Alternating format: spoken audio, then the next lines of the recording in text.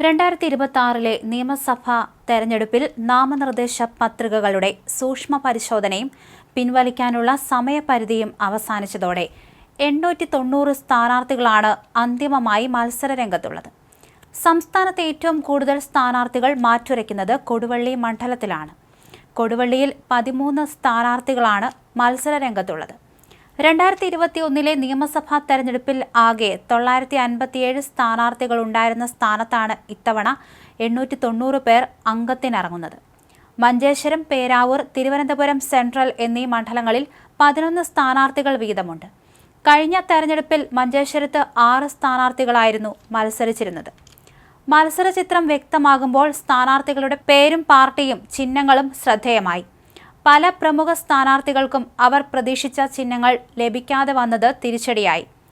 വടകരയിലെ UDF സ്ഥാനാർത്ഥി KK രമയ്ക്ക് പ്രതീക്ഷിച്ച ഫുട്ബോൾ ചിഹ്നം ലഭിച്ചില്ല. ഗോവയിലെ ഒരു രാഷ്ട്രീയ പാർട്ടിയുടെ ചിഹ്നമായതിനാലാണിത്. പകരം ടെലിവിഷനാണ് രമയ്ക്ക് അനുവദിച്ചത്. അമ്പലപ്പുഴയിലെ UDF സ്വതന്ത്ര സ്ഥാനാർത്ഥി G സുധാകരന് തെങ്ങിൻ തോപ്പ് ചിഹ്നമായി ലഭിച്ചപ്പോൾ പാലക്കാട്ടെ LDF സ്വതന്ത്രൻ NMR റസാഖിന് കുടം ചിഹ്നം അനുവദിച്ചു. കോഴിക്കോട് സൗത്തിലെ LDF സ്ഥാനാർത്ഥി അഹമ്മദ് ദേവർകോവിൽ ഗ്ലാസ് ചിഹ്നത്തിൽ പ്രചരണം ആരംഭിച്ചിരുന്നുവെങ്കിലും അദ്ദേഹത്തിന് ബക്കറ്റ് ചിഹ്നമാണ് ലഭിച്ചത്. ബേപ്പൂരിലെ UDF സ്ഥാനാർത്ഥി PV അൻവറിന് ഗ്യാസ് സിലിണ്ടർ ചിഹ്നമായി ലഭിച്ചു. ഏലത്തൂരിലെ ഇടത് സ്ഥാനാർത്ഥി AK ശശീന്ദ്രന് തിരിച്ചടിയായത് കഴിഞ്ഞ 3 തെരഞ്ഞെടുപ്പുകളിലും അദ്ദേഹം മത്സരിച്ച ക്ലോക്ക് ചിഹ്നം ഇത്തവണ അജിത് പവാർ വിഭാഗം സ്ഥാനാർത്ഥി PK ശശീന്ദ്രന് ലഭിച്ചതാണ്. തിരുവനന്തപുരം സെൻട്രലിലെ UDF സ്ഥാനാർത്ഥി CP ജോണിന് കപ്പലും LDF സ്ഥാനാർത്ഥി സുധീർ കരമനയ്ക്ക് ക്യാമറയും ചിഹ്നമായി കിട്ടി. പയ്യന്നൂരിലെ സ്വതന്ത്ര സ്ഥാനാർത്ഥി V കുഞ്ഞികൃഷ്ണന് ഇലക്ട്രിക് പോസ്റ്റും തളിപ്പറമ്പിലെ സ്വതന്ത്ര സ്ഥാനാർത്ഥി TK ഗോവിന്ദന് ഗ്യാസ് സിലിണ്ടറുമാണ് ചിഹ്നങ്ങളായി അനുവദിച്ചത്.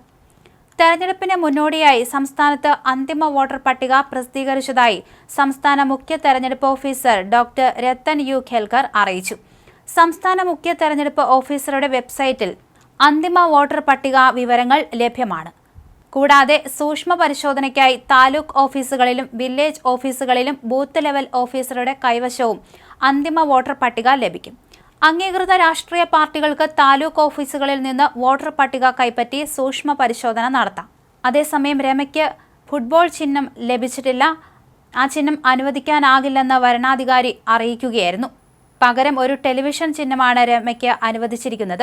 വൈകുന്നേരമാണ് ഇത് സംബന്ധിച്ച അറിയിപ്പ് ലഭിച്ചതെന്ന് RMP പ്രവർത്തകർ പറയുന്നുണ്ട്. ഇത്തവണത്തെ നിയമസഭാ തെരഞ്ഞെടുപ്പിലേക്ക് മത്സരിക്കാനും ഇതേ ചിഹ്നം ആവശ്യപ്പെട്ടിരുന്നു. എന്നാൽ ആ ചിഹ്നം അനുവദിക്കാനാവില്ലെന്ന് വരണാധികാരി വ്യക്തമാക്കുകയായിരുന്നു.